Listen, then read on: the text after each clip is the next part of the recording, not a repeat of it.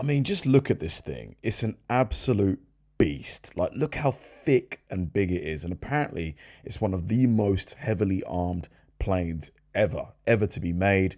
Like, apparently the shells that it fires out are like that big. It's just a ridiculously powerful aircraft. And I would love to experience this, to be able to go in there, you know, use that massive cannon of like that it's got. But I guess until I get to do that, the closest thing is to live vicariously through Sam. Sector 61, runway 04, wind 31011, gust 15, wow, clear look takeoff. at the shells. 9, rounds are on target, fired for effect. Gun ready. Rounds away.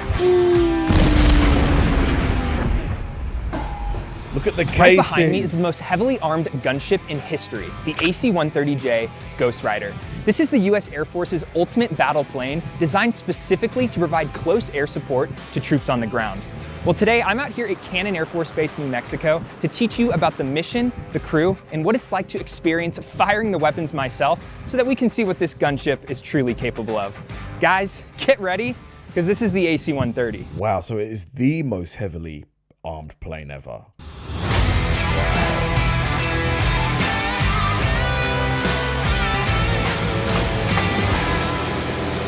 It's just massive as well. Like, look at the size of it. So that's the cannon right there. I'm Major Mark Wolf. I'm a weapons system officer on the AC-130J Ghostrider. Our mission set is to provide close air support to special operations forces, as well as other precision strike capabilities to the battlefield. We fly with a crew of 8 to 9 crew members, 2 pilots, 2 combat systems officers, and 3 to 4 aerial gunners who operate the guns and who do all the loading. We're excited to take Sam up and get some hands-on training and see what he can do and see how accurate he can be shooting the guns and So it takes 3 to 4 people to operate the cannon. actually loading the guns. Jesus. So this is the Ghostrider, huh? Yeah, it's essentially a bomb truck with guns. You know, a few videos back, I got to fly on the normal variant of the C-130, and that thing was incredible. But I mean, this takes that platform to a whole nother level. Yeah, I've loved working on it and seeing the impact it's had on the mission all across the world. I can't imagine. I respect to what you do and just excited to be out here. I appreciate it. So this is the AC-130J gunship, the most heavily armed aircraft in the world. To the rear of the aircraft, we have a 105mm howitzer, which is dubbed the GAU XX, which is the newest version of the 105. To the forward of the aircraft, we have a 30mm GAU 23, another which one. is a chain link gun. And then we have the capabilities to carry on the wings small diameter bombs as well as Hellfire missiles. And in the tail of the aircraft, we can actually carry Griffin missiles. Oh Now, when you step inside the God. cargo bay, the level of firepower on display is really tough to comprehend. The first thing you'll notice is the 30mm gun, which is capable of firing up to 200 rounds per minute, Oh each my roughly the God. size of a Coke bottle. Each round blows up with the same force as a hand grenade. And let's just say that we have enough on board to do some serious damage. The 30mm brings a lot of flexibility to the Ghostrider's crew. The gun is on a trainable mount, which means it can pivot along 2 axes, making it easier to aim at the target without having to reorient the entire plane. The ammunition also feeds in from 2 different This thing looks incredible. Like, what is this? Is this like this for the ammunition? Is that how it feeds into the gun? chains, allowing gunners to quickly switch to a second kind of ammunition if they need to take out a different threat. Right.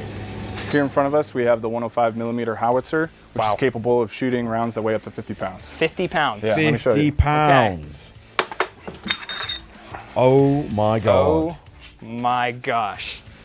For those of you watching, this is every bit of 50 pounds, and I can't believe you guys have to grab these and load them up every time. Dude, if this is aimed at a person, that person's going to disappear like vapor. Every single time.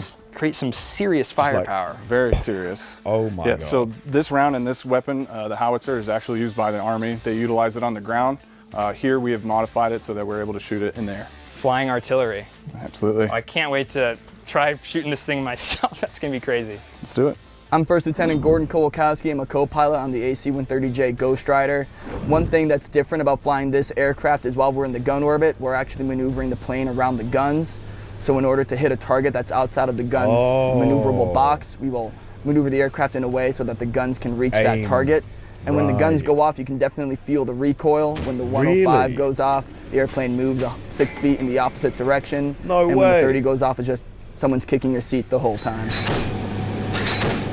Now that massive recoil the 105 produces also causes the cannon to shoot back about 43 inches with 14,000 pounds of force, easily enough to do some serious damage to a crew member caught behind it. Yeah, you this got to yellow-looking stand cage well that away we have from here it. is actually called the safety cage.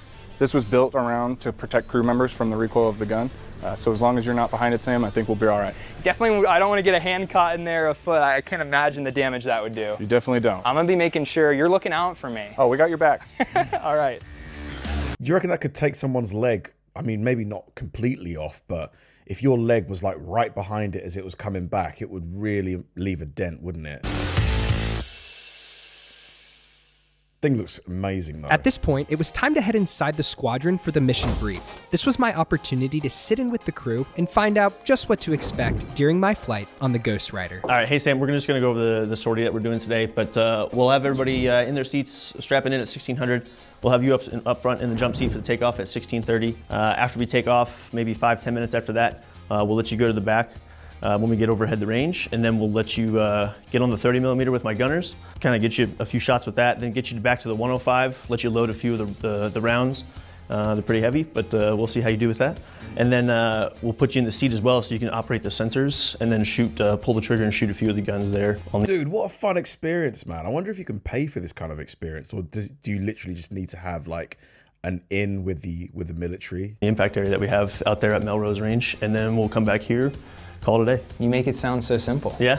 Yeah. You got any questions for me now? No, I'm very excited. I don't really know exactly what to expect, but I'm sure I'll feel that thing. It's gonna be crazy, huh? Yeah, it's a pretty good recoil. It's kind of like if somebody were to like kick the bottom of your chair kind of hard like you're sitting in right now. So. Okay, I'll take you up on that. Let's see if it's like that. All right, well, thank you so much. I'll see you out there on the flight Sounds line. good. We'll see you out there. On my way out to the aircraft, I stopped by Aircrew Flight Equipment to pick up a few pieces of gear. The first was a safety helmet for protection that also allows me to communicate with the pilots and crew. Oh, it's got like and the a second mic was a in pair there. of gloves I'll be required to wear when loading the guns. Looks very high tech. All right, I got a helmet and a pair of gloves. That is what will be protecting me when I'm firing the 30mm and the 105. Checks out. After that, it was finally time to head back outside to load up for the flight.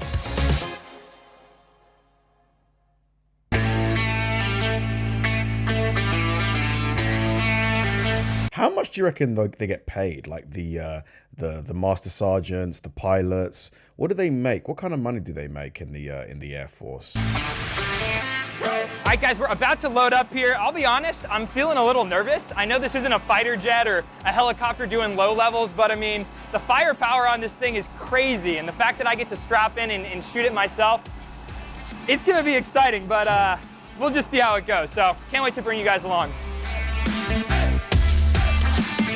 Just like we briefed, I started out in the flight deck where I would be sitting for takeoff. As the pilots ran their pre-flight checklists, the rest of the crew was busy prepping the aircraft for our mission. Now, one thing I haven't shown you yet is probably the most important component of the Ghostrider. This dual console computer system known as the MOP, or Mission Operator Palette. This is where all the weapon systems are controlled, including the cameras, sensors, and most importantly, the trigger. Wow. The MOP is typically occupied by the combat and weapon systems officers. However, today, when we get out to the range, I'll have a chance to take a seat and give it a go myself. Spectre 61, runway 04, wind 310.11, gust 15, clear for takeoff. After starting the engines and receiving tower clearance for taxi and takeoff, my flight aboard the mighty AC130 was officially underway. Dude, I cannot get over how big this thing looks. It looks as big as a passenger plane. Like, it really does.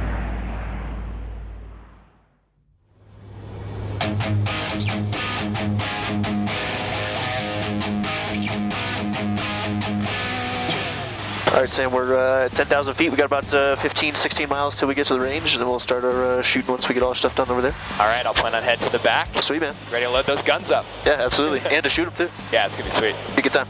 After making my way to the back, I grabbed my helmet and gloves and found a seat behind the MOP as I waited for the crew to finish prepping the guns. Before they're ready to fire, the guns have to be adjusted through a process called tweaking. This is very similar to lining up the sights on a rifle or shotgun, and for the AC-130, it involves firing rounds at different points in the gun orbit, so wind adjustments and other corrections can be made. You want to take shots from different parts of the orbit because the wind is different as we go around the orbit. Right. And you got to remember we're over 1 mile away from where we're shooting. Right. So that's why the wind can change from up here to down here, So it might mess with the... Once all the tweaks were made, it was aiming. time to take my seat at the mop. The first thing I'll say is that to some extent, it really did feel like I was playing a video game. The side Really? controller where you see my left hand is where you change the position of the camera over the targets as well as the zoom. And you can actually adjust the sensitivity just like your typical Xbox or PlayStation controller. Pull it straight back towards you. See that zooms in and then push it forward. That's what you. So those are these two fingers are the ones you're gonna use the most. Zoom in, out, left, right. This is just like Call of Duty, guys. I'm not kidding, it seriously was. But anyways, once I had a fairly good idea on how things worked at the mop, it was finally time to fire. Starting out on gun 1, the 30 mil, this was gonna be fun. This makes me think, if there's ever like a full-blown World War III, all of the people that have played like Call of Duty and other sort of like war games like that, you know, they might actually have a bit of a head start compared to someone that hasn't, you know. Like, do you ever think that? So you're good to go. Is this the button? It's the trigger. Oh, okay. Okay. So as soon as you pull it, the gun's gonna go off. So you good? I think I'm good. All right. Here you go. Here we go. 3, 2, 1. There you go. Wow. That kid. I just fired an AC130, guys. And don't worry, because I promise we're just getting started. Dude, how fun. How fun is this? Ground Inspector 6-1. Pilot gun, you got guns 1 and 2 on the line. Pilot copies. Man, those things Okay, are so massive. that was pretty cool, but I think it's time that we move to the gun I had been waiting patiently for. Yep, gun 2, the 105mm cannon. For this, things were going to work a little bit differently. Instead of just pulling the trigger, we were going to simulate a real-life fire mission. Alright, you ready for a fire mission? Hell yeah. This is how things would work in a real-life combat situation with friendly forces on the ground calling in an airstrike. Spectre 6-1, Lobo 2-9. Fire mission, over. That first piece of comms is from the simulated controller on the ground who is calling in the initial request for an airstrike. Send it. My position, OP jockey, no mark. Target location is 140, 530 meters. Group of 3 tanks in the open, no mark, over. I then responded, send it, which prompts the controller to transmit the coordinates and target. In this case, a group of 3 enemy tanks. Spectre 6-1 copies, looking. Tally target, 1 enemy tank. Now this final piece of comms you'll hear is my favorite part because it includes a checklist rundown from the entire crew. As the Wizzo or Weapon Systems Officer, I'll relay the gun type, ammunition, and distance to target, which then allows the CISO or Combat Systems Officer next to me to confirm. It then goes to the pilot who has a consent switch up in the flight deck before going back down to the gunners who load the ammunition and confirm that gun 2 is ready to fire. Crew 2 Wizzo, gun. How much do you reckon each of those rounds probably costs? I reckon just each one is probably hundreds of dollars, maybe even more, just judging by the size of it and the amount of metal used. 2 trainable, prox, target 140, 530 meters, Wizzo ready. Scissor confirms. Arm 2. Gun 2 armed, Gun ready. rounds away. Boom, that's a direct, let's go. Spectre 6-1, gun ready. Lobo 2-9, rounds are on target, fire for effect. Very nice, Sam. And mop from the pilot, we're going to descend down to 9,500 just to see if it's a little less bumpy. 10,000 puts us right at the base of the clouds, basically. So if you've stuck around this long, you'll know that there's still one thing I have left to do. Experience loading the 105mm cannon myself. As I pulled on my gloves and made my way to the rear of the aircraft, I realized this was not going to be the easiest thing I'd ever done. So is it called the 105mm because the diameter of the round like is 105mm? Is that why a 9mm is called a 9mm? Handling 50-pound rounds at almost 10,000 feet in the air while experiencing some pretty bad turbulence, let's hope I brought my A game. All right, Sam, we're going to get you on the 105, shooting some TP rounds. You good with that? Do it. I want you to be absolutely careful because the turbulence right now is really bad. But remember how this works, right? You're going to take your hand, you're going to cup the back. You want to cover the primer at all 30, times, okay. right? You're going to take it out, slide it into your hand. Okay. You're going to swing over. Okay. It slides right in, right? Okay, awesome. Okay, does that make sense? Yep. It was actually a little bit more complicated than it sounded, especially remembering how to arm it once it was loaded in the gun. But anyways, I gave it my best shot. God, it's so huge. Okay, I'm going to stop saying that. That's what she said. All right, it's already selected, so you're going to close your breech. Hit the F1, and then arm it. Are you gun ready? Gun ready. A little rusty, and definitely lacking the speed that an actual AC130 gunner has, but hey, not bad for my first time. Absolutely. I gave it a few more goes, but then decided it would be way more fun to let the experts have at it as we finished up our final few rounds before landing. It's a real team effort, isn't it? It's a real team effort.